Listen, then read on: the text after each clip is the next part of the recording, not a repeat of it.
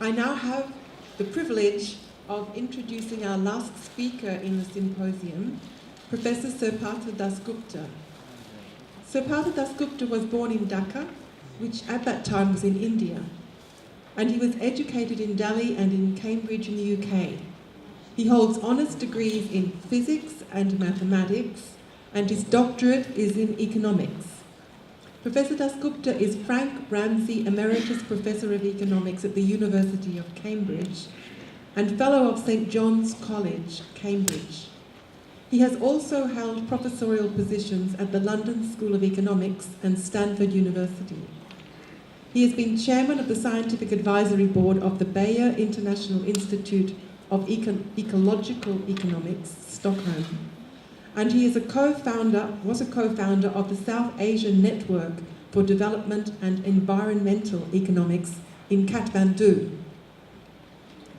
Professor Dasgupta's research interests have covered welfare and development economics, the economics of technological change, population, environmental and resource economics, the theory of games, the economics of undernutrition, and the economics of social capital.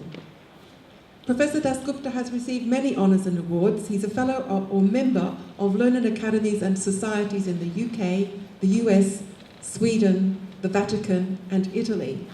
In 2002, Professor Dasgupta was named a Knight Bachelor by the Queen of England, Her Majesty Queen Elizabeth II, for his services to economics.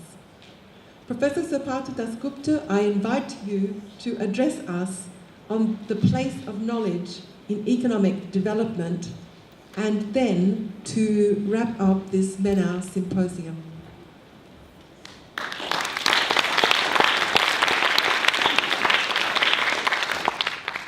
Clearly being underpaid, having to wrap up too. I'll do that. I'll give you a reason as to why we don't get paid much in science. In technology, the matter is different. I'm an economist, so obviously you would imagine that I would address the notion of knowledge as a factor of production, and I will do that. Sorry? Closer to the... Oh, sorry. Okay. You would expect me to regard knowledge as a commodity, a factor of production, and that's what I intend doing. How do I, by the way, move from slide to slide? Some technique here. I've covered it.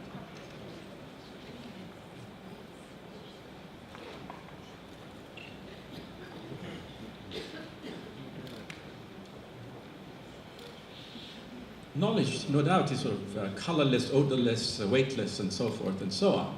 But nevertheless, there is a sense in which it's a commodity and it's worth exploring its role in economic development, and that's what I want to do in the next half an hour.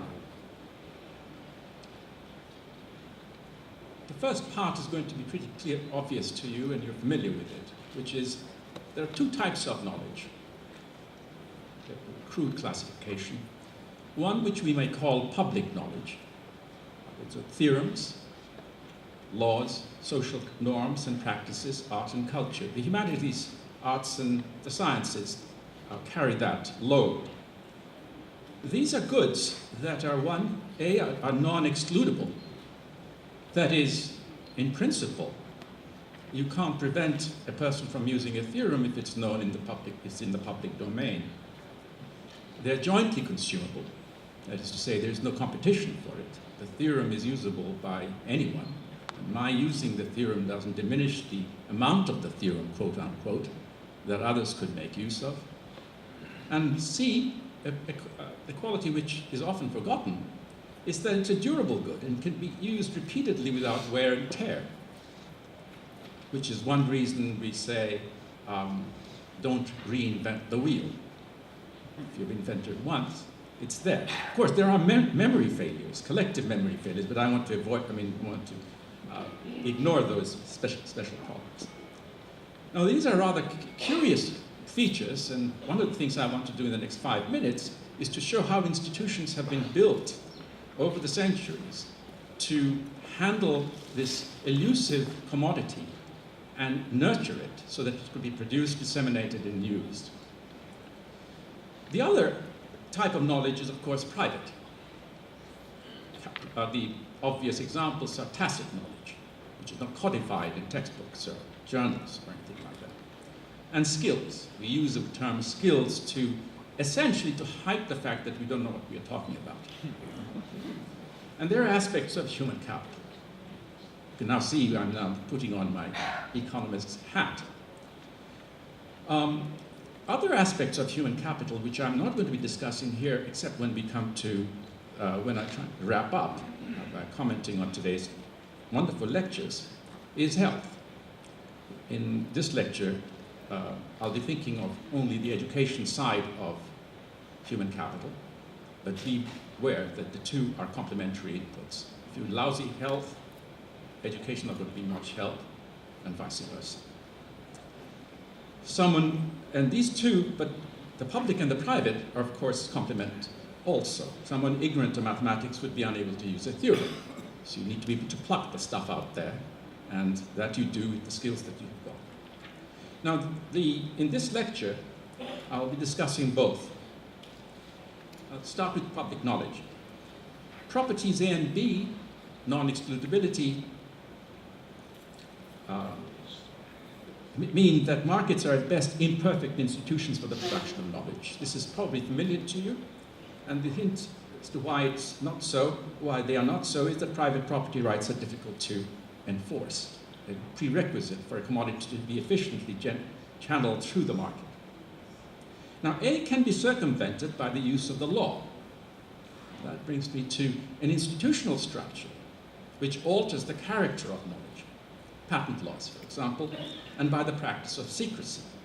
The institution of technology, notice I'm talking about technology now as an institution, not of the products of that institution. I'm not talking about necessarily applied science or machinery or equipment that technology produces. I'm talking about the institution that generates that kind of commodity. And secrecy. The institution of technology eliminates A and B and permits knowledge to be privatized. The idea being that the creator of the knowledge can then earn rents on it, or rents from it. But the problem is that patent protection endows the patent holder with monopoly power, which is a classic tension between the virtues of enabling it to be privatized through patent laws, or the promise of patents, because it creates the incentives to search for stuff, versus restricted use of it once it is produced. This classic tension has been much studied, and I've done it myself. But I want to pursue this a little bit further. Roughly, basic research is the input for the production of knowledge. Applied research, in contrast, can be thought of as being the input for the production of knowledge that are in turn inputs in the production of further knowledge. That's one way of classifying the two types.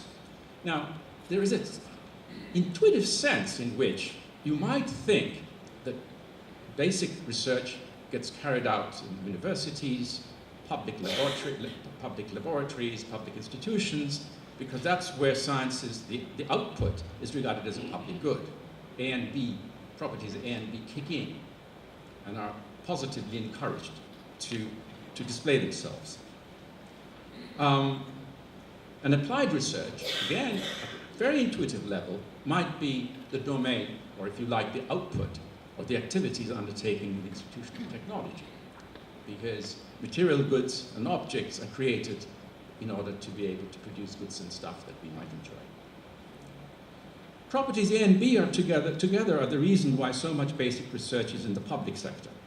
Science as an institution enables A and B to be knowledge-defining characteristic by rewarding discoverers and inventors to disclose their findings for general use. Scientific prizes and peer group esteem are the private rewards as opposed to market rents.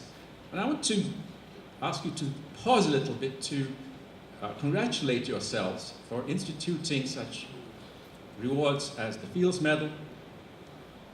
They might be thought of as being elitist, and I have colleagues who feel these kinds of rewards in some sense sully the purity of the enterprise itself. I'm of course showing I'm going to argue that they're an amazingly cheap way of producing knowledge. Cheap because you're not actually paying them very much. We're not here for the money, so to speak, we scientists. All right? So what are we doing? If you think about the educational process we scientists have actually gone through, sometimes, as in my case, fortunately, from my parental home, the educational system was entirely don't go for money. There would be great disappointment if I joined a private firm. I mean, my father would have been ashamed, probably. Why?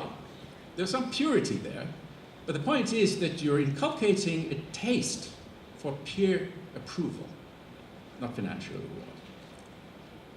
That's a very, that requires, the peer approval, of course, requires that you disclose what you've found. In fact, that's a necessary condition for getting the reward. Now look at the trick that society has actually invented, or created. The trick is to create an incentive for people to disclose what they've discovered, and that being the means by which the person gets rewarded, and he has a taste for that particular, he or she has a taste for that kind of reward, as opposed to market rents, where you may not be even allowed to publish the material, the stuff that you have produced. Okay? Now, secrecy is not new. Throughout history, if you read any of the classics, whether it's Homer, whether it's the Mahabharata, you will find secrecy practiced by the shamans, the bards. There's a whole literature there. That way you collect rents. Public science, public disclosure of science, open science, is very new. My colleague, the economic historian Paul David, and I wrote a paper a couple of decades ago showing that, identifying that it's actually a post-Renaissance phenomenon, where priority was established. The Royal Society's earliest activities were to adjudicate, in the case of Newton and Leibniz, of course, that was a dirty one, but there have been cleaner ones, where essentially priority is established by the person presenting the paper or the finding at a meeting, and that does it. Okay. So priority is the reward, and these two institutions have essentially coexisted for about 400 years, and in earlier times, the researcher needed to make a pre-commitment as to whether he or she went into technology, where the rule was secrecy or patent protection and so forth, earning rents, or whether he or she goes into the science institution with its commitments there. And that may be why economies in the West, where it was, of course, invented. It was invented essentially in Italy and then moved north across the Alps subsequently, where the Industrial Revolution took place and so forth. But it is today probably a much more tenuous relationship as technology eats into science. In my own university, the departments of physics, chemistry are surrounded by venture capitalists. That I shall stop there rather than comment on its possible difficulties. Right. I think it was Bruce Alberts, the previous president of the National Academy of Science, who once told me that Richard Feynman, the physicist, and I can't now remember whether Richard Feynman had resigned from the National Academy or threatened to resign, or on grounds that all they did was to elect new members. And some such comment could be made of TWAS as well, and the Royal Society. But of course, where Feynman really got it wrong was not recognizing that that was an essential, totally essential role of these associations and societies, because they're giving the rewards and not giving any money for it either. Okay.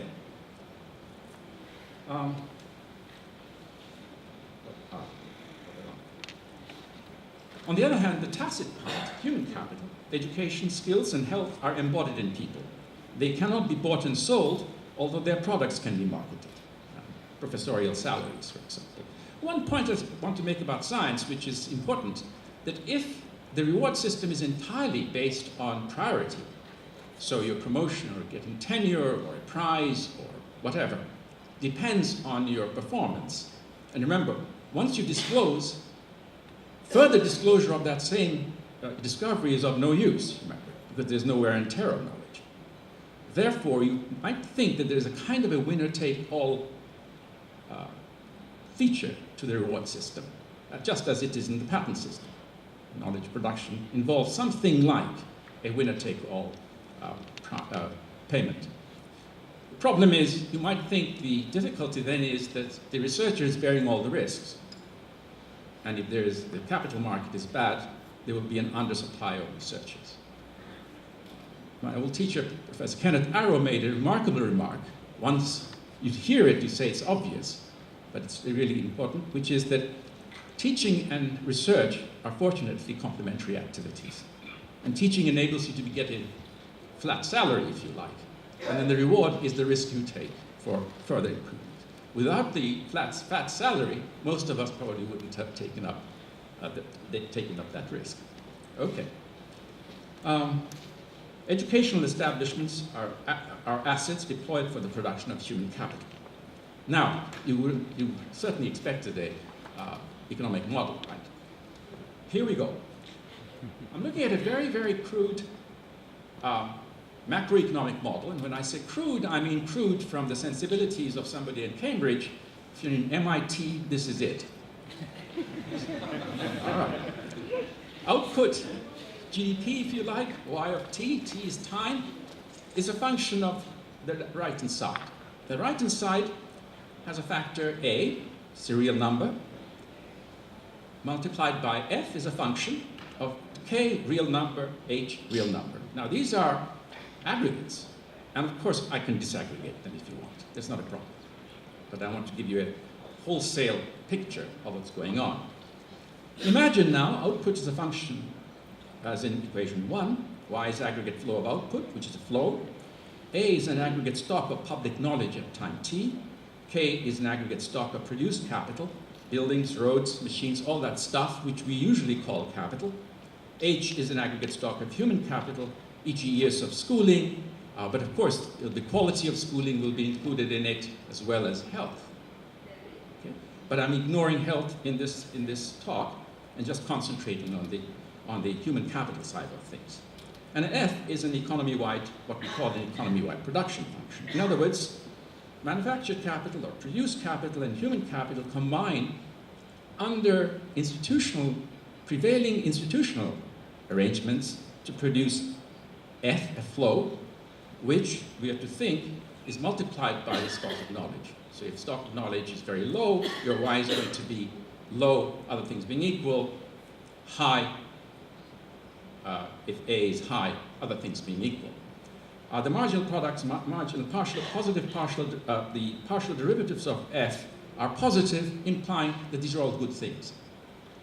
Now, don't think global warming, because I'm keeping natural capital out of the model, because I'm not going to be addressing those issues. I'd be happy to give another lecture on that, but not here. Okay? So that's the story. Notice that F picks up institutions, and I want to emphasize that because at the moment, the deepest layer, if you peel the onion, keep on asking, what is it? Where is the magic bullet? What drives development? It's not education, because there wouldn't be any education if the institutions were rotten, as we have seen the paucity of education in so many parts of the world. So in some sense, it's institutions, but even that is probably not the end of the story. You want to peel the onion further, you get into serious trouble, as I did, in the following sense. It seems to me that at the end of the day, it is something about like mutual expectations of other people's behavior that determines whether a society works or doesn't. The problem is mutual expectations is extremely fragile.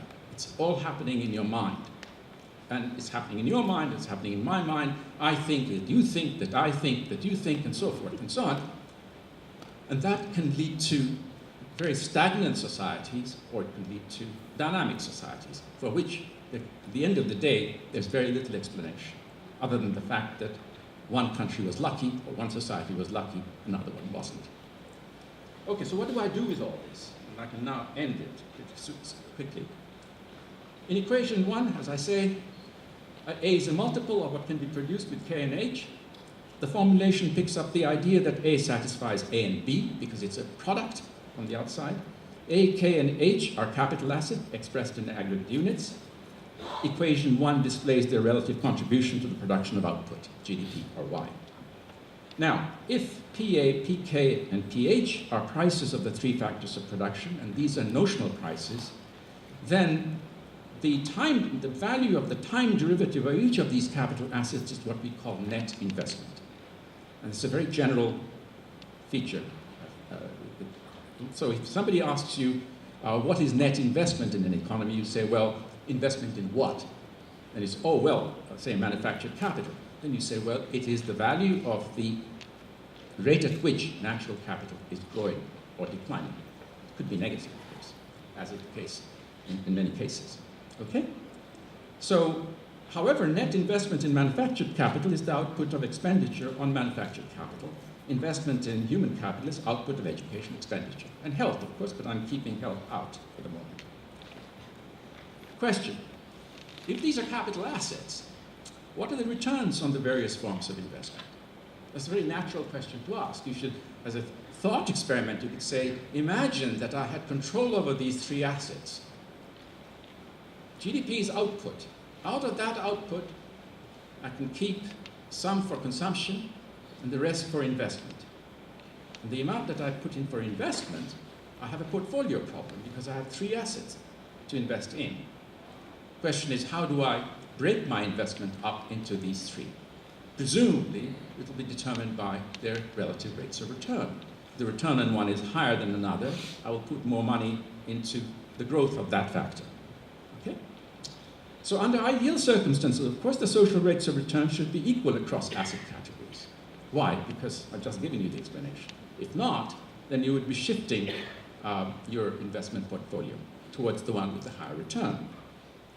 Unfortunately, countries underinvest in both knowledge production and human capital formation. How do we know? We know from quantitative estimates of rates of return on various forms of investments.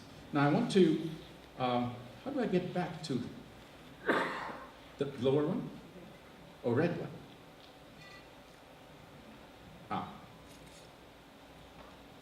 No. So here is a result that you should just trust me, it's true, which is that the rate of return on each of these three assets on the right-hand side is the partial derivative of y with respect to that asset, the quantity of that asset. So suppose you have enough data, time series for example, on occasion people use cross-country, but that requires heroic assumptions to be able to justify the move. Imagine that you have enough data, time series data, to be able to estimate the production function. This A, F, the A and the AF function, okay? Imagine you could do that. Then if you differentiate the right-hand side with each, partially with respect to each of the assets, you will be able to estimate the rate of return. Now that's not how actually the rates of return are estimated, but I wanted to show you a direct conceptual method by which you can do that.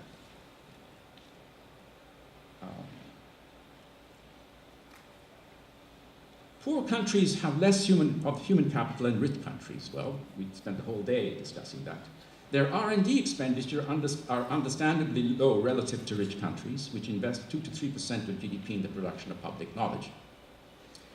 In poor countries, understandably, it's a fraction of a percentage term. So it makes sense, because a great deal of that public knowledge is out there, and you can borrow or steal, infringe property rights and so forth, which poor countries regularly do, and in many people's judgments, why not? I'm going to concentrate on the production of human capital, rather than the production of knowledge, because our remit here is in that. The social rate of return on R&D expenditure in the US, however, was very large, about 30% compared to 7 to 14%. So you can see there is an underinvestment, even in rich countries. But I want to come now to the human capital side. And here is my final slide. These are estimates by George Sakharopoulos of the World Bank. He's been doing it all his life. They have lots and lots of problems. But this is, you can never satisfy a purist. The one thing you don't do when you do this kind of macroeconomic, as we heard earlier this week, is be a purist. You have to clean yourself at the end of the day after going through all the fast moves that you make. But for whatever they're worth, they're not bad. They're about as good at numbers as you can get at the moment. These are percentage rates, annual. Sub-Saharan Africa, notice, is primary, secondary, and higher education. Okay? The rates of return are let's look at Sub-Saharan Africa. It's 24% primary, 18 secondary, 11, and that pattern, the declining rate of return as you move up, features right through. And again, should not be a great surprise, because primary education is in some sense a basic part of your knowledge infrastructure or human capital infrastructure. No matter what you do, it'll be of some use. And so if you spread it around, it's really good. Secondary less so, and tertiary, which is what we've been in the main discussing, is in fact the lowest. Again, very understandable. Aggregate over the world, it's 18% social rate of return on education for primary, 13% for secondary, and 11% for higher. And these figures are far higher than the rates of return on investment in manufactured capital. It's quite remarkable. This is consistent throughout the world, as far as I can make out. And the interesting thing about Sub-Saharan Africa is how high the rates are, despite the fact that the institutions are lousy. A fact that we've been repeating all day. And it's also interesting that, and this is interesting but expected, that other things being equal, the rates of return on these capital assets should be higher in poor countries than in richer countries. Why? Because richer countries have already got a lot of it. So the diminishing returns, if you like, kicks in. If you have a lot, you get saturated. I mean, of course you don't get saturated, but you get the meaning. If you're deprived of something, its worth shows itself. And so that part, the fact that it's declining as you, roughly speaking, in primary, for example, it decline as you go up to richer and richer countries, is something that you might expect. On the other hand, it did surprise me in part, because if the institutions are terrible, then the rates of return on the investment will also be low, relative to other things being equal. So why isn't that showing up in these statistics? And I have really no explanation for it, except for the possibility that, no, I don't have an explanation for it. It's curious to me that the institutions are bad. You can see institutions being bad means in some sense a lot of the money is wasted. That's one way of thinking about the implication of bad institutions. So your return is going to be eroded. So I was surprised at the way that the numbers were, but the translation and the decline as you move from left to right is very much as you would expect. So to sum up, it would seem that the rate of return on education, and in the case of the United States data I've just given you, rate of return on R&D expenditure, which is the production of knowledge in the public domain, are both all higher, in some cases much, much higher than the return on other forms of investment. That suggests that we are investing in education, something which obviously we, teachers, would be expected to say, wouldn't we? That's our business. We want to beef up our industry. So, but these numbers don't quite lie. And they're up in the public domain, so they can be criticized, they can be checked, rechecked, and the numbers seem to persist. That is, there is underinvestment in education, and probably for reasons that are not very difficult to identify. Remember, the point isn't that the Africans are, for example, so poor, how do you expect them to fund education? Because remember, the return is higher. So that's not a good argument.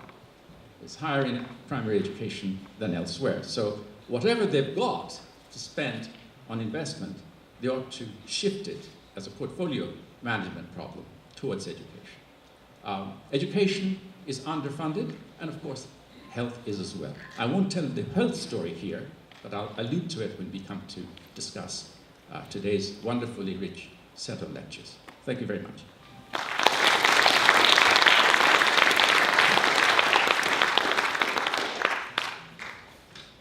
Now, do I continue or what? All right. I haven't got slides, I'm sorry. This is my second task, which is to do a wrapping up session and summing up what's reminding ourselves, as though we need reminding, but in case we have memory failure, let me try and do that. Right.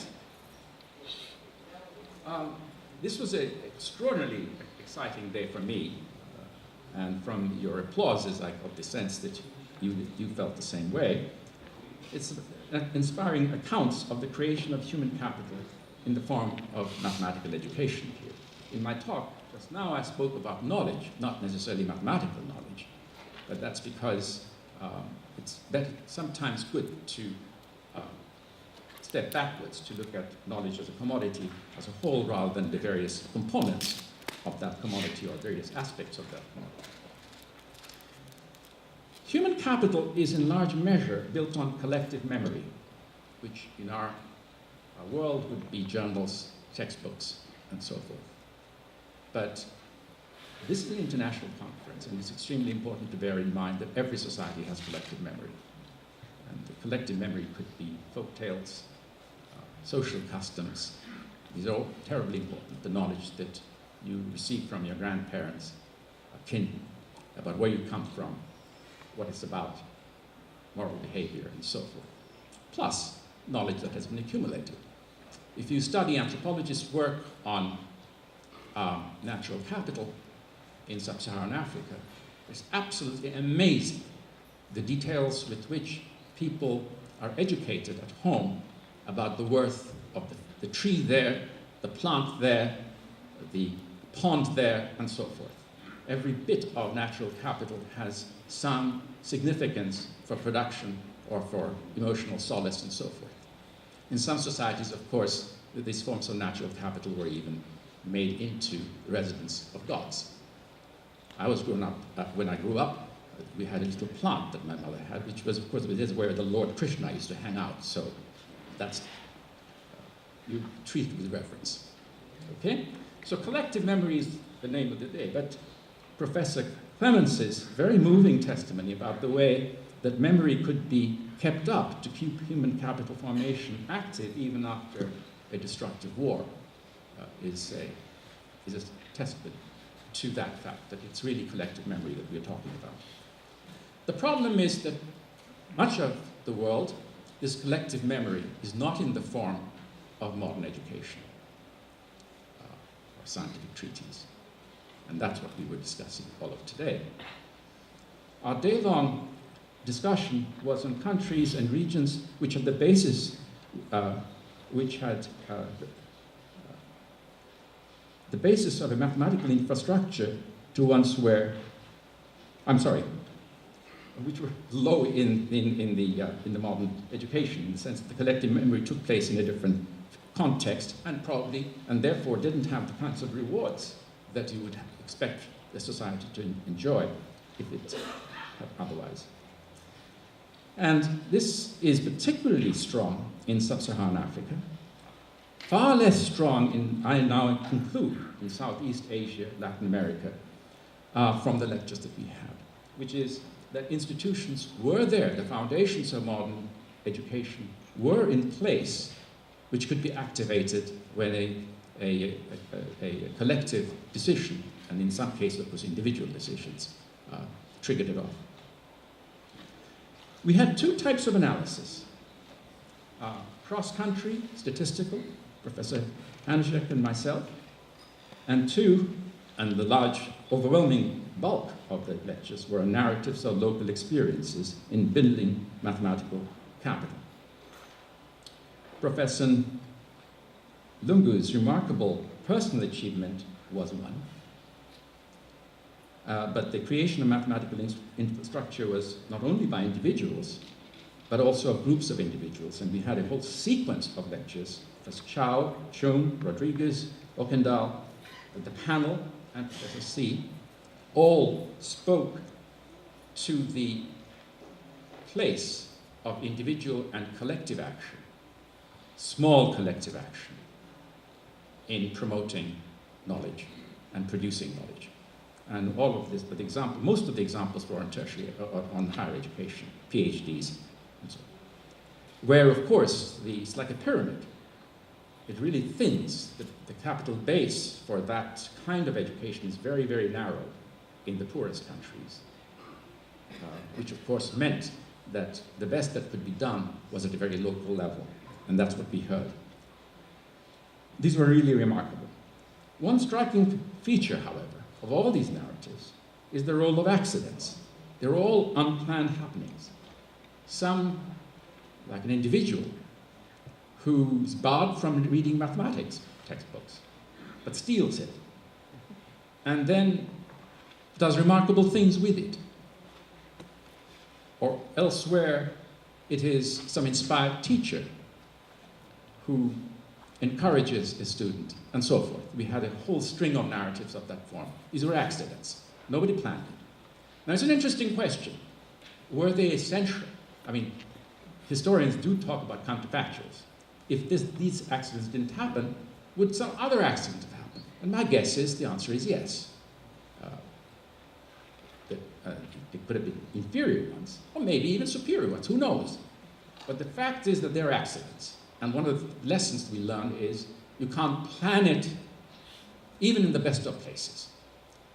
And of course, we were looking at, in some sense, the worst of places from the context that we're discussing. And accidents were terribly valuable. They depended on the zeal, curiosity, and commitment.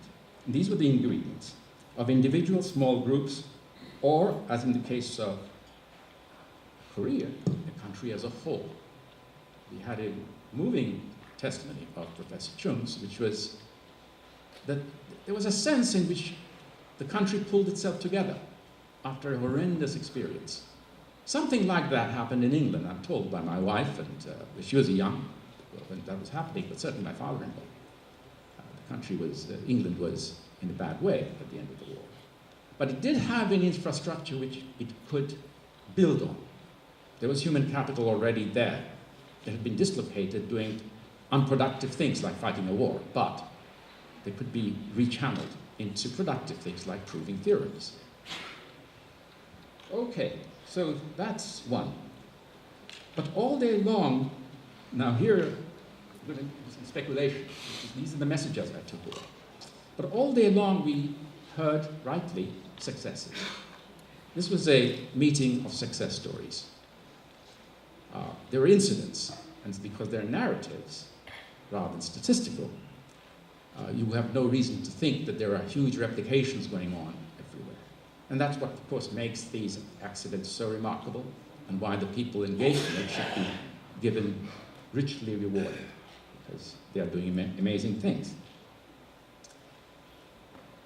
So that ignoring the failures can lead to misplaced identification, which is that you might start thinking that things are a lot better than they actually are, that progress is likely to happen when they may not. And there's no reason to assume that they will. Institutions matter. In some sense, good institutions are there to absorb accidents as a matter of course, so that somebody with a good idea can actually build on it, not have to fight his way through, as in your case. So institutions matter in a big way, and I want to keep on emphasizing the importance of institutions even overriding human capital. Because without institutions, you wouldn't have any human capital. They wouldn't form. And I'll come back to that in a few minutes. zeal and self or collective beliefs are even prior to institutions. And that, I spoke to that a few minutes ago. It's one of the biggest conundrums in the social sciences and the psychological sciences as to why, on what occasions do we have confidence and when we don't. We don't know that. We don't understand it. What are the cues which trigger our zeal? Right? What are the cues where we say we give up? And that's about one's own activity. But of course, one's own activity and the worth of one's own activity depends on your expectation of others' activities. If the society is falling apart, your actions are going to be typically different from if things were good. How do we anticipate what others will do? This mutual belief system is the biggest mystery of all time, to which nobody has an answer, as to why we can get locked into an equilibrium set of beliefs, which is, in other words, mutually enforcing beliefs, which spell essentially stagnancy, doom, wars, and so forth. And again, mutual beliefs, which are again self-consistent, self-confirming, which trigger progress. But these narratives give us an indication of the extraordinary features of these people who have a belief. So no matter what, I'm going to do it. It's sort of almost Aristotelian in these narratives that we have. Third, I can't help thinking redistribution helps. And one feature of Professor Chung's lecture, which I found very puzzling, was the fact that he never mentioned the fact that at the end of the war, the early 50s, South Korea went through a massive land redistribution. But there was a lot of land available because the Japanese had left. Redistribution matters because redistribution means you've essentially handed over certain assets which assetless people now have. Education is a great leveler in principle. If it's uniform, or in some sense if it's widespread, it means now people, even if they don't own land, they own human capital. And that's what they can carry with no matter what happens. So if there's a war and the person survives, he'll be able to rent himself out, quote unquote, because he has human capital to rent. Okay? I think the South Korean example, there is nothing in Professor Chung's speech which I found at all not right. It was absolutely superb. But I think he missed out one complementary factor, which was land redistribution. There were institutions in place in the country which were galvanized, as he nicely put it, but at the same time, there was a huge population which could exploit that fact, which in most countries they wouldn't. Right. A third feature that has been neglected all through today is health. And I couldn't express myself more strongly than for you to reiterate that human capital is a function of health and education, and the two are complementary. They are complements, they are not substitutes. You can have the best teachers, the most qualified teachers, but if the children come into school hungry, or have iodine deficiency, or whatever, it's going to be for naught. Recent work in epigenetics has shown us how powerful is the long arm of history, or how extensive is the long arm of history. Lots of things happened to us before we were born, when we were in the placenta. Our development was influenced by mother's experiences, mother's not only food intake, but her psychological status. And of course, even before you were conceived, your mother's health status was going to affect your future. So if you track it back, fortunately, my guess is the effect gets attenuated as you peer further back into the past, because if it weren't, then life would be really hellish, because you would be carrying the sins of your great-great-great-great-great-grandparents, and that's not good. Or when I say sins, I mean the misfortunes, of course. Okay? So health has been neglected, and when you have populations widespread stunting and wasting amongst the young, then the productivity of primary education will be low for that sector, that class of people.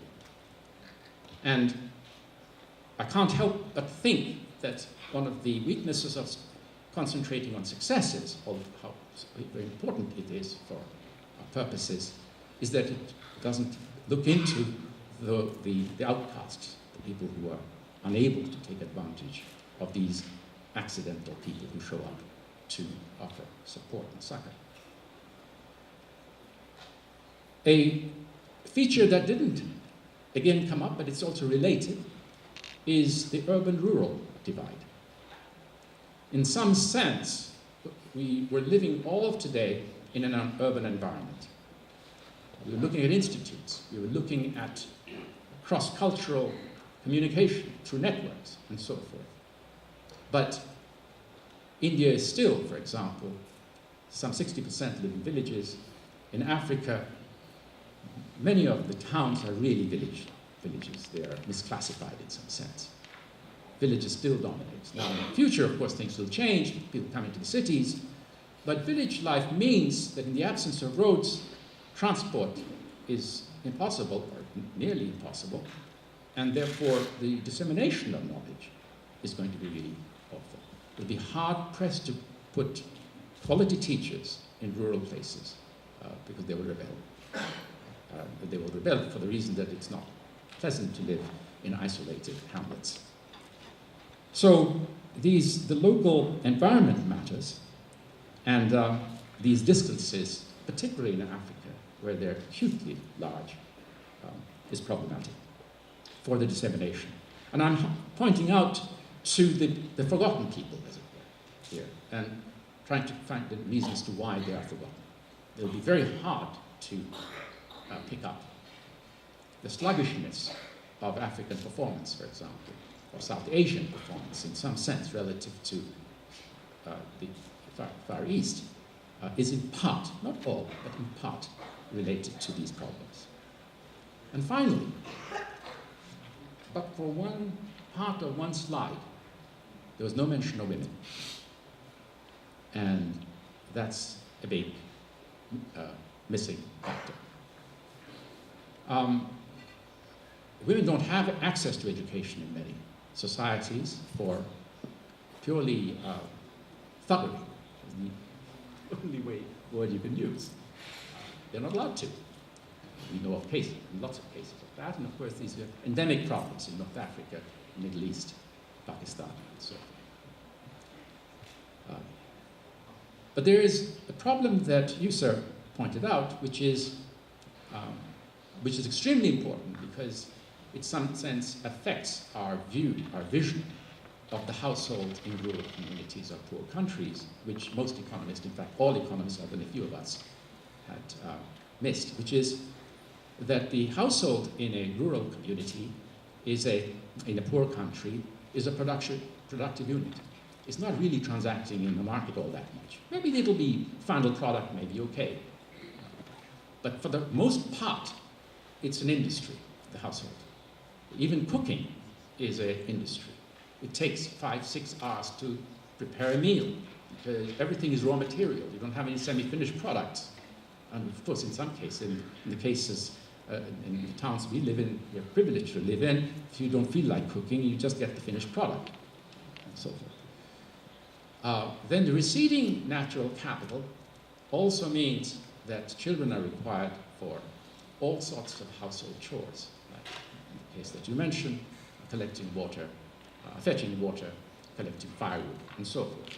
Now that means that these activities require time, and they are a reason why education is so difficult to penetrate in rural areas, because the demand for education is low, not necessarily because parents don't know the value of education. Not necessarily. They may not, by the way. There's plenty of reason to think there is misperception of the returns there as well. But even if they do, the value of the child to run the household on a daily basis could be very high. And I have in some earlier work, previous work, and by the way, published in refereed journals, so don't, we're talking about, shown that that might go towards explaining why sub-Saharan Africa has such high fertility rates, that the need for parents is very large.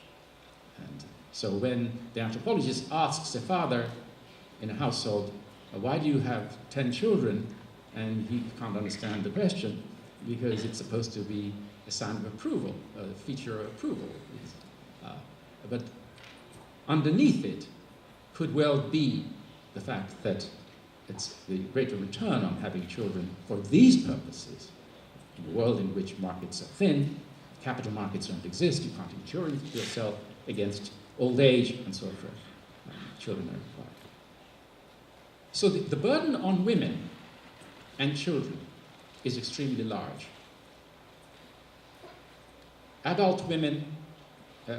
Children in several parts of where data exist start working at the age of about 6. Now, of course, mild type of work, minding the children, feeding the cattle, or whatever. But they join the labor force pretty fast at an early age. There's no time for education. And in the case of women, their burden as children is equally hard. They mind the babies when the mother is working.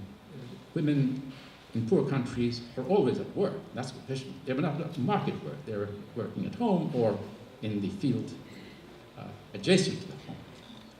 So these features of life in poor countries make for, at least to me, give to me an explanation for why human capital formation in these countries is going to prove, as has proved, to be slow, resistant. Not because people are stupid, not because people are any. They may be. Misperception exists everywhere. We know that now from behavioral psychology literature. But there are some essential tensions in the way life can be lived, which makes education an extremely expensive commodity at the private level. Thank you very much.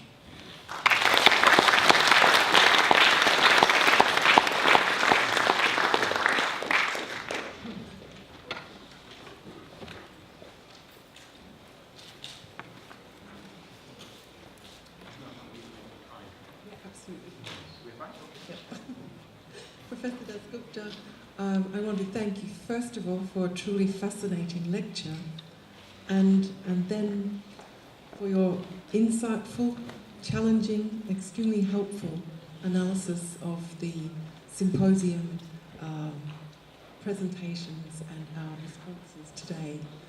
Please join me in thanking Professor Dasgupta.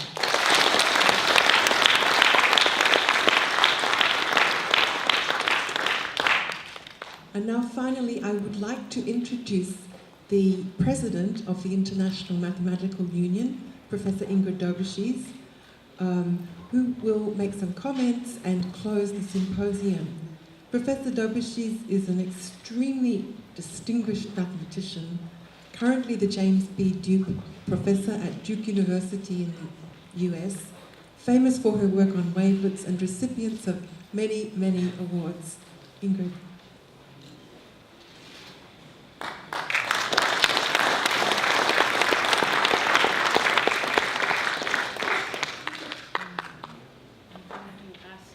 Question that everybody has, what do I do with these slides?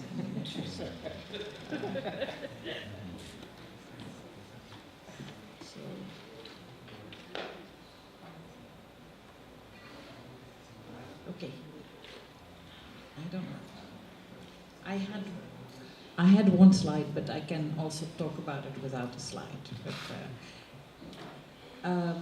But I need the slide only near the end. I don't need it right now, anyway.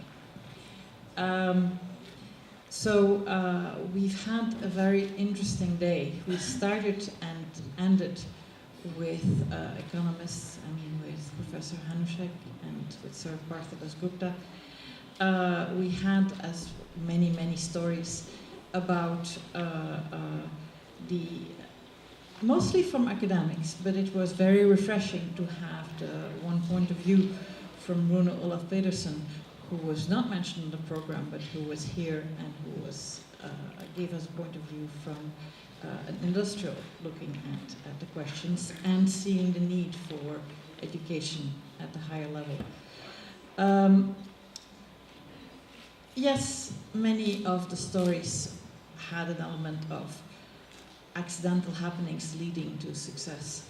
And yes, maybe we didn't have the failure stories, but we believe, as Professor Dasgupta pointed out, that small collective actions in many places can achieve a lot of good. And we believe in the IMU that trying to help more of these will let more of these fortunate accidents happen and will have cumulatively a big impact. So I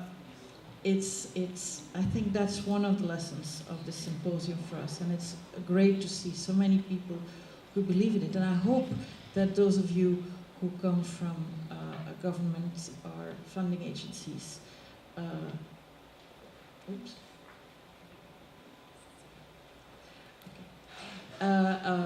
are taking away the fact that there are so many instances where modest funding has had a big impact. We've heard from Professor Hanušek that even that modest impact over time can lead to big return for the countries in question. That is something we believe in, and we want to make help happen. You've heard about achievements and opportunities. There are many opportunities. And we want to make more of those happen. And I have a wonderful note on which to end this symposium, because we organized this symposium in the hope that it would lead to more opportunities, finding partners to make them happen. And I can tell you now of a first one, so I'd like my slide now, if I could. So, you've all heard about the breakthrough winners, the breakthrough prize winners, people who got enormous amount of money and who are fantastic mathematicians. Well, a few days ago, they emailed me, and I had tears in my eyes as I read it. They will donate, each of them, $100,000 to the IMU Commission on Developing Countries. So it's for $500,000 in total, to endow a fund that will award breakout graduate student fellowships to students from and in the developing world. So both, students from the developing world and who study in the developing world. And I think that's wonderful.